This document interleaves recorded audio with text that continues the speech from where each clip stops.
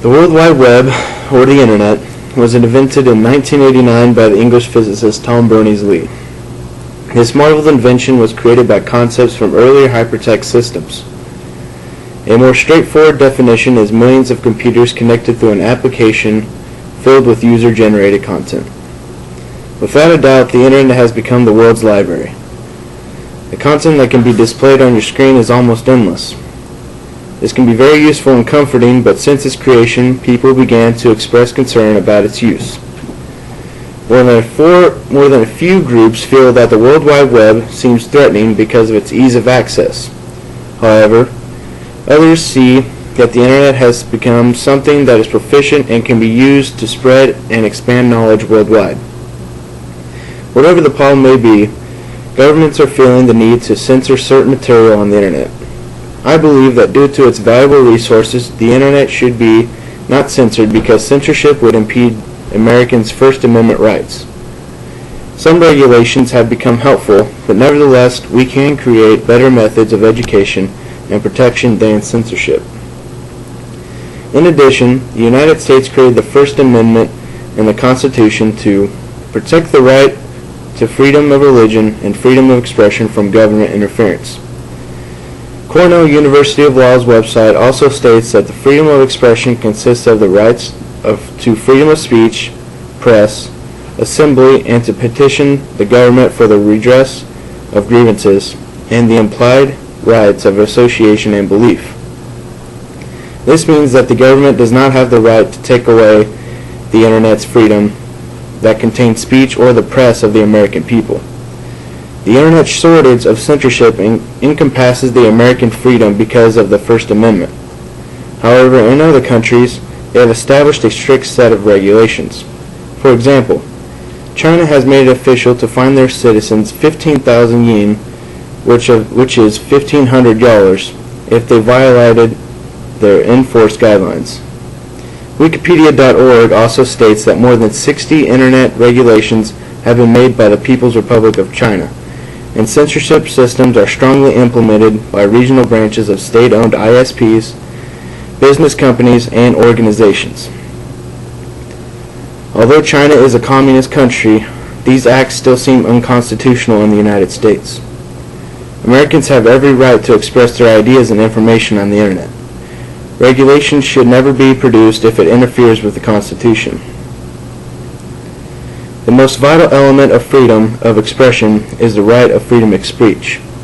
However, this right that is given to America became non-existent to a Chinese citizen named Wang Exing, who was sentenced 10 years in prison.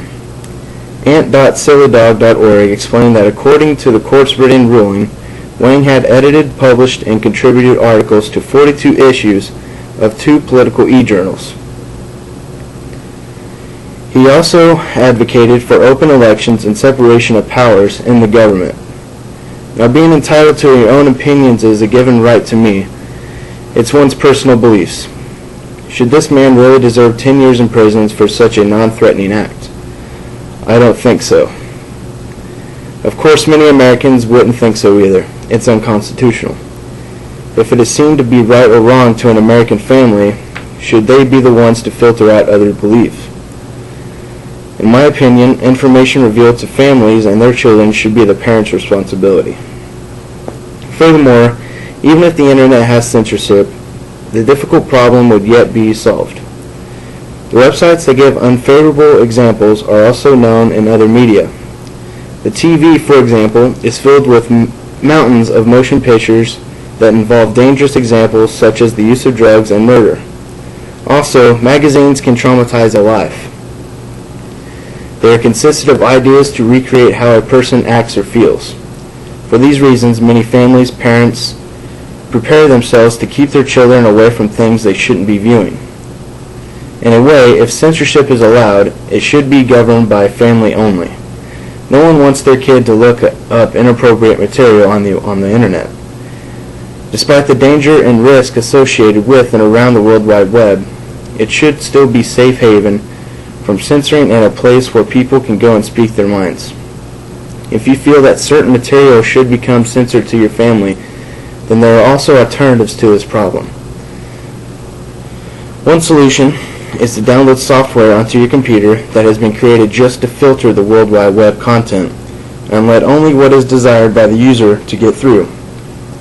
Parents should be responsible enough to watch their child's internet usage anyway. The government's censoring is not guaranteed, and family education imposes little or no cost on publishers and creates little hostile impacts on privacy, First Amendment values, or law enforcement. But there are also resources that can be used to understand the internet and its dangers. COPACommission.org also explains that online information, like educational websites, is one of these resources.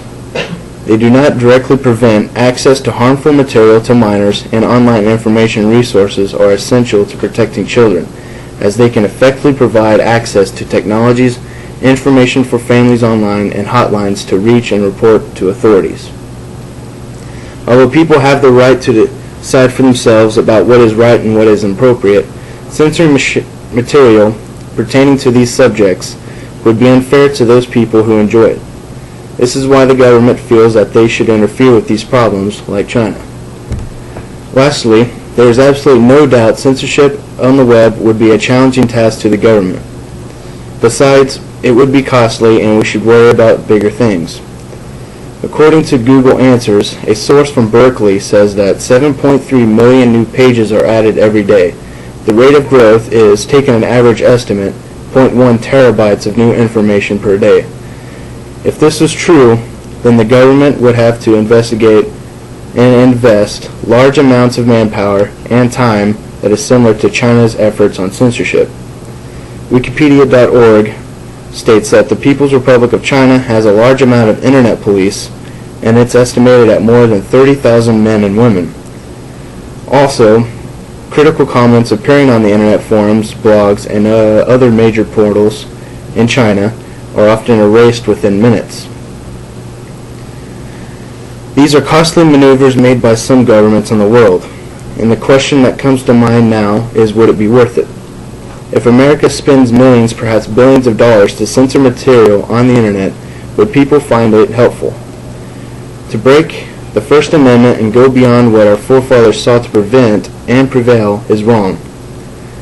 Censoring material on the internet is unconstitutional and hypocritical, and the effects are irreversible. In conclusion, allegedly offensive material on the internet should not be censored. If the government is permitted to censor this material based on a few people's opinions, the censors should clearly be in violation of the Constitution. The World Wide Web is an extremely useful tool and does play a major part in society, regardless of its dangers.